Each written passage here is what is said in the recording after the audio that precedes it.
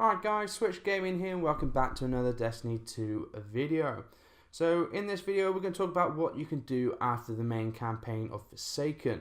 So Forsaken's been out now over a week. We're hitting the first reset of Forsaken as I record this. I'm just waiting for the uploads to finish installing on my PlayStation, and then I'll just be jumping back online to grind out a bit more. So in the past, when we've finished Curse of Osiris or Warmind, the grind hasn't been necessarily massive after we finished the campaign story missions. Fair enough, you had quests and Escalation Protocol and Warmind, which did take a bit of time if you're a solo player. I'm sitting past the point here anyway. So in this video, we're going to talk about some of the things you're going to want to do and some sort of habits maybe to get into in Forsaken. Because a lot of things have changed since the way Year 1 Destiny 2 is working and the way this is working. A lot of changes have happened, and we've seen these already for the last couple of weeks. So gear is a big one. I mean, we're going to start seeing a lot. We've already started seeing a lot of cool new stuff come into the game. Rares, legendaries, exotics. Exotics are going to be a lot harder to get, which reminds me of the Destiny 1 grind for exotics, and that's the way it should be. I think Bungie were a little bit too lucid with the exotics and allowing exotics to just drop willy-nilly. By the time a week was past, you've got like 50% of the new exotics anyway. So the fact that they are becoming a lot harder to get is a lot better. It means you're going to grind out that little bit more for them exotics, and it feels special to get an exotic again. I remember when I used to get exotics in Destiny 1, I was like, get in, happy days. Haven't got one of these in a long time. And if you like my mate Eddie, you never got one at all. But that's side the point. 4 years of playing, he still, very rarely gets one, which is, law of averages says he should have got more than 3 by now. But he doesn't watch my videos, so I can take the piss out of him as much as I want. Okay, so new gear. You can get rid of your gear because we have obviously the collections tab now, which allows you to purchase weapons, armor, sparrows, shaders, blah blah blah, everything else that we've collected over our time in Destiny 2. So if you feel like, I haven't got a Ghost Shell, for example, that gives me that 10% XP on EDZ, boom, go straight into collections, you can buy it. Oh, I remember that weapon, what was it called? You go into collections and go, yeah, I'll grab that one. That's what I want. Or I'm doing a challenge, I haven't got any snipers available, I haven't got any in my vault. Oh no, I'll go in collections and I'll just buy another one with, yes, you're going to get random rolls, it's going to be a lower power level, but if you want to just complete certain things with it, then you can go in and get it. Or if you accidentally dismantle a weapon, at least you can then get that weapon back. Granted, random rolls are going to be completely different from it. That's the point. Moving over to the next thing, what you need to be kind of doing on a daily basis, it will be grabbing your bounties. You'll get your Vanguard bounties from Zavala, you get your Crucible bounties from Shaxx, you get your Gambit bounties from the Drifter, and even Hawthorne. She's got clan bounties now, which obviously you have to do within members of your clan to get your clan XP up. Gone are the days just playing the game got you your clan XP. You now have to grind out with your clan and complete bounties to be able to get your clan XP up, as well as doing Crucible, Nightfall, Gambit, and the Raid. So long and short of it, grinding for your XP grind with Hawthorne is a lot different. Ikura's new system works a little bit differently, where you have to complete a certain amount of bounties on a weekly basis, or I'm not too sure if it sets on the reset on the 4-day reset. It's a little bit up in the air with the fact that Bungie messed up recently with doing the reset on Saturday, and it's messed up everything now, so hey ho. And also Tess, the ever-loving Eververse keeper, also has Eververse bounties as well, which are worth picking up, and you have different gradients of 1 star, 2 star, 3 star, so on and so on. So that's worth checking into the tower. If you are playing daily, make sure you go in there on a daily basis, because these will reset. If you're not going to participate, for example, in strikes, don't bother going to see Zavala to get it, because it'd just be a waste of time and a waste of glimmer. Then if you're only going to do Crucible, go see Shaxx, get your Crucible bounties.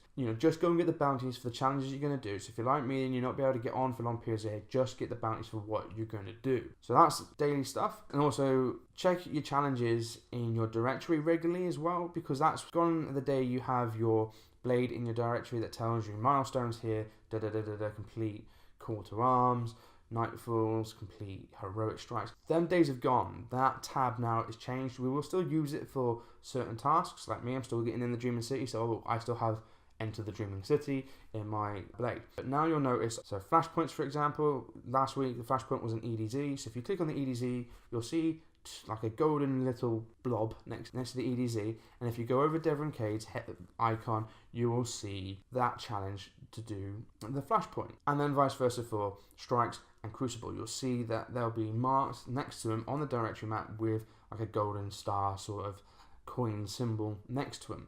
So keep an eye out for that. See which ones are daily, see which ones are weekly.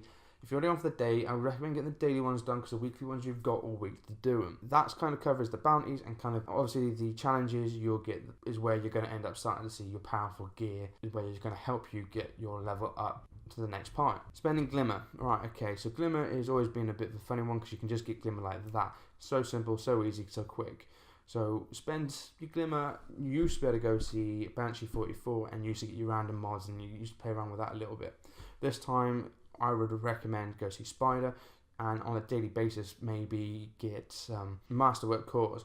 That's going to really help because you're going to build them up, and the way it's going to work with them is the more Masterwork cores you get, the more expensive you're going to get over the time. But then the price resets daily. So even if you go and get one Masterwork core a day from Spider, it's worth doing. Also, when you go see Spider, you also have the bounties from him as well. You'll be able to find him on the Tangled Shore. So go get them and get the basics like the HVT targets from characters that will be in lost sectors around the different worlds. Also, a quick note as well, if you haven't noticed, the infusion system has completely been revamped in a completely different way, and it's really expensive to infusions now, whereas in the past you used to have to use a Glimmer and legendary marks. Or infuse one bit of gear for another bit of gear, worth paying attention to what you're actually having to spend to get that weapon that you want to be the power level that you want it to be. So keep an eye on what you've got there because that can really cripple you in a way. So, but there's a cheaper way of doing it. So if you have two weapons of the same, you'll be able to use them, but then you're only having to spend a very small amount because you're already bringing it in. But be careful with the rolls because the rolls will be different. So you might have one weapon system and might have a better roll system than the other one. So you've got to pay attention to the random rolls now as well. So yeah, infusion, big key advice there.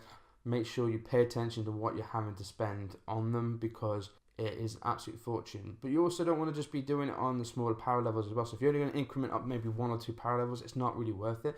Wait until you get a bit of gear that's maybe 5 to 10 power levels above what it is to make it that price worth it. There's no point otherwise. I haven't done any infusions really on anything yet because I'm waiting to be able to get past a certain point on my 500s, get up higher, and then start when I'm hitting a good point where it's really struggling hard to get up to that next power level. I'm going to start infusing some of my weapons and armor that I really like and bringing them up the par of where I am, and then grinding a bit more. But I might leave it weeks in apart between things to be able to get that up. New subclasses. Okay, so each class has 3 new subclasses: your Void, your Arc, and your Solar. Alright, so once you've completed, spoiler warning, if you've completed Forsaken's campaign, at the end of it, Ikora will give you a milestone tab to do. And you'll have to collect 100 tokens to unlock.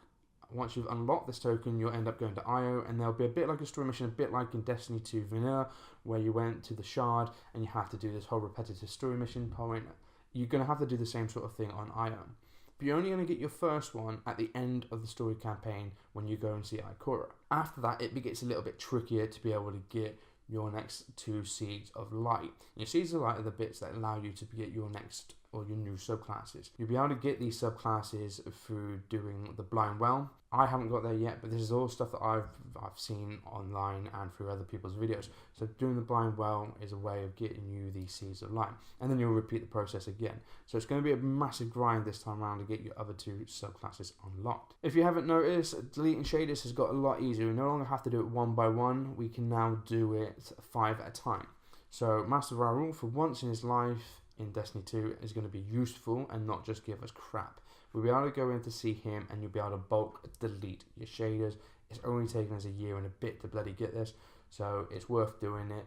And you know what, might as well just get rid of all of them, because you can go, if you want to get them, you can just go in your collections and buy whichever ones you want to do. So you might as well just clear out your shaders, unless you really have a particular set that you really like and you're going to use all the time, then keep them, but you might as well just buy them. Moving on to Xur, he's no longer to show up on the map of where he is. It's going to have to be a hunt to try and find him. So on a weekly basis, you know, jump on YouTube, jump on Google and type in where is Xur, like we used to do in Destiny 1. So that's going to be a lot interesting. You're going to have to do a lot of hunting to find him now, because there's a lot more locations that he can be. Used to be just in social spaces, but no longer going to do that. Also, he is going to only carry 1 bit of armor, exotic gear for each class, and 1 weapon. He's also not for a long time going to have any Forsaken exotics. 3 coins have gone. They don't know when they're going to be coming back. They didn't work in Destiny 2, let's put it fairly. Anyway, yeah, you kind of, Xur's a little bit pointless if you have all the old Destiny 2 Osiris and Warmind exotics. It's pointless going to see him unless you're looking for a certain random role, then check him out if you can find him. So earlier this week as well, it's going to be my last point, there was a glitch, a big glitch in Destiny. A lot of people managed to get into the Last Wish raid area. It took, apparently, I haven't done it, but people were being able to do a jumping puzzle and managed to break into the Last Wish raid area and be able to open raid chests and start getting raid weapons. But as of yesterday, I believe Bungie has implemented a patch that will stop weapons from being given from these chests. You can still get into the Biome Well, from what I can tell, but you won't be able to get anything from the chests.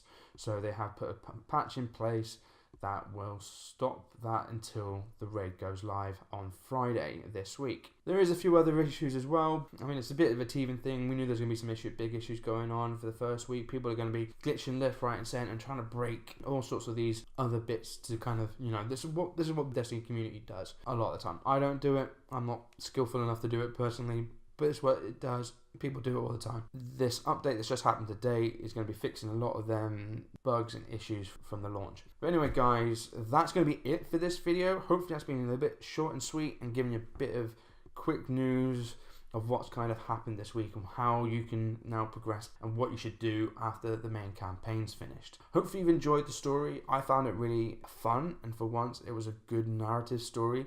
Unlike what has been in the past, I've thoroughly enjoyed it, and I look forward to doing my other characters when I get around to doing it. But anyway, guys, I've waffled on long enough. I kept you along for enough of your time. If you've enjoyed this video, a thumbs up would be much appreciated, and even more appreciated is if you hit that subscribe button down below. That would be amazing. But anyway, guys, I have been Switch Gaming. Until next time, bye for now.